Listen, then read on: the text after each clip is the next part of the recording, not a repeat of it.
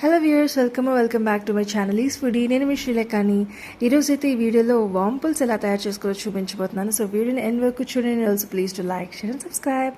So ముందుగా ఈ రెసిపీకి కావాల్సిన ఇంగ్రీడియంట్స్ ఏంటి అంటే జీలకర్ర, వాము వేయించుకున్నది, మినప పొడియాలు, గార్లిక్, ఎండుమిరపకాయలు, బెల్లం.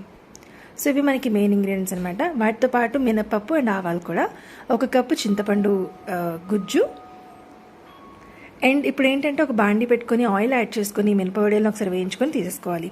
ఇప్పుడు అదే బాండీలోని ఈ తాలింపు గిన్నెలు అన్నీ కూడా వేసేసుకొని ఒక్కసారి వేగనివ్వాలి. తాలింపు గిన్నెలు అంటే మినపప్పు, ఆవాలు, ఎండుమిరపకాయ, గార్లిక్ ఇవన్నీ అన్నాను కదా. సో ఇవన్నీ కూడా వేసేసుకొని వేయించుకోవాలి. అందులోనే చింతపండు గుజ్జు, కొద్దిగా నీళ్లు, పసుపు, బెల్లం ముక్కలు, అలాగే కొద్దిగా నీళ్ళు యాడ్ చేసుకొని, మనకి బెల్లం మునిగినంత వరకు కొద్దిగా నీళ్ళు యాడ్ చేసుకొని, అందులోనే టేస్ట్కి సరిపడినంత సాల్ట్ యాడ్ చేసుకొని, వేయించి పెట్టుకున్న మినపవడియాలను కూడా వేసుకొని ఒకసారి మరగనివ్వాలి.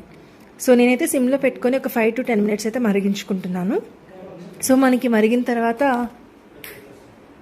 ఇలా 5 to 10 minutes అయితే మనం మరగబెట్టుకోవాలి.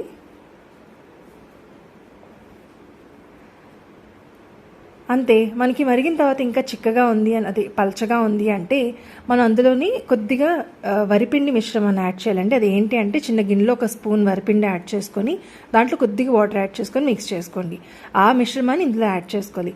ఇది ఏం చేస్తుందంటే బైండింగ్ టెక్స్చర్ని ఇస్తుంది అనమాట. సో సిమ్లో పెట్టుకొని ఇంకొక 5 నిమిషాలు, ఇలా 3 నుంచి 5 నిమిషాల వరకు మరిగించుకొని అంతే.